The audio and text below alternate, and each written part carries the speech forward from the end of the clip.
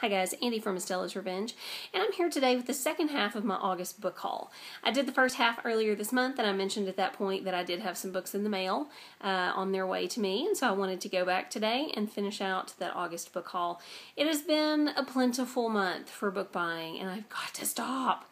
So you will probably not see a book haul this big for a few more months now. So the first book I received was Kitchen by Banana Yoshimoto, and I got this one free from Paperback Swap. I did already read this one for the Bout of Books, and it was just meh. So I might do a review if anybody's interested. Otherwise, I may just do a written review on my blog. I also got a copy of French Milk by Lucy Nisley, and I've already read this book, this graphic memoir. I absolutely adore it. It was the first thing I ever read by Lucy Nisley. I read her newest book, Relish, this year and really enjoyed it, but my original copy of this book was lost to me, kind of borrowed and never returned, so I got myself a new copy. I also got The Painted Veil by W. Somerset Maugham. This is one of the 3 classic books that I bought this month, and I haven't read it yet. I had intended to try for the Bout of Books, and I just didn't get around to it, so I'll be reading this one very soon. I also bought another classic book this month, which was The Haunting of Hill House, which is on the shelves behind me, and you'll see a review of that one very soon.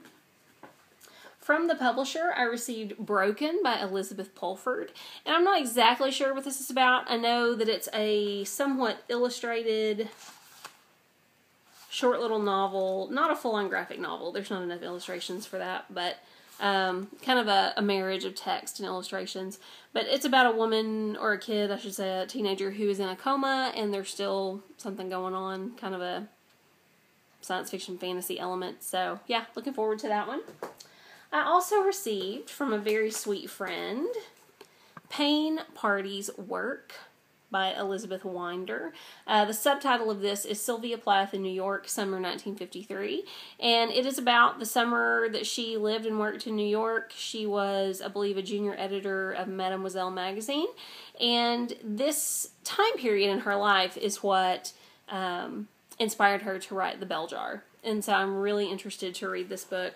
It's funny because I just read Summer at Tiffany, which is about 2 young girls spending the summer in New York City, but that was 1945, so almost 10 years difference, but yeah, still kind of the same subject matter in essence. I expect this will be a little bit more emotionally torrid, but we'll see. I'm really looking forward to this book. I also received Light Boxes by Shane Jones. I first heard about this one from Christine at Viridian Reads, and then I realized from Chelsea at Chelsea in a Book that this was available from bookcloseouts.com. So I got it for super cheap, and I love the cover, I love the design, and I hope that I like the story as well. We'll see. It's just super short, so it shouldn't take very long. I also picked up a copy of 1984 by George Orwell. I've had a really bad copy of this book on my shelves for years, and I have no idea what has happened to it.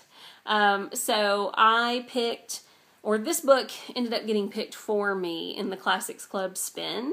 It was drawn out of the hat, and so I will be reading this book. I've put it off for years. I have avoided it because I kind of built up this hype in my head, and I know that it's supposed to be amazing, so I'm really looking forward to it, and I will be reading this before October 1st, I believe. I also ordered from Book Closeouts Vile Bodies by Evelyn Waugh, and I've seen tons and tons of booktubers review this book. I have never read any of Waugh's work, and so I'm really looking forward to it. I would also like to read Brideshead Revisited. Those 2 books are on my Classics Club list, so hopefully I will read those soonish. Couldn't believe I found this beautiful copy on Book Closeouts. And last but certainly not least, Chelsea from Chelsea in a Book, who is a total enabler, did a video a while back about her not guilty pleasures. So she really enjoys chick lit with like a magical realist type touch to it, specifically by Cecilia Ahern. And I have never read Cecilia Ahern. She wrote P.S. I Love You, which has been made into a film. I've heard nothing but good things about it.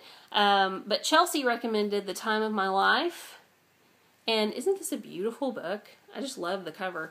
I also got this one from bookcloseouts.com. So if I like it, I'll be picking up some more of Cecilia Ahern's books.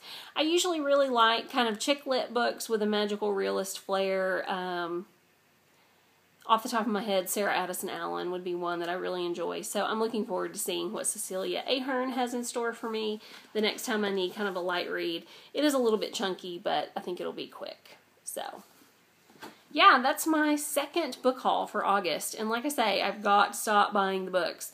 I've been reading a lot, so I don't feel too guilty, but I really need to slow down a little bit. So yeah, I suspect in September the haul will be very, very much shorter. I usually allow myself about 3 books, classic or otherwise, every month when I get paid. So I'll probably still do that, but beyond that, there will be a lot less buying in September. So I hope you all are having a great month. I hope that you've had some great hauls as well, and I'll see you soon. Bye.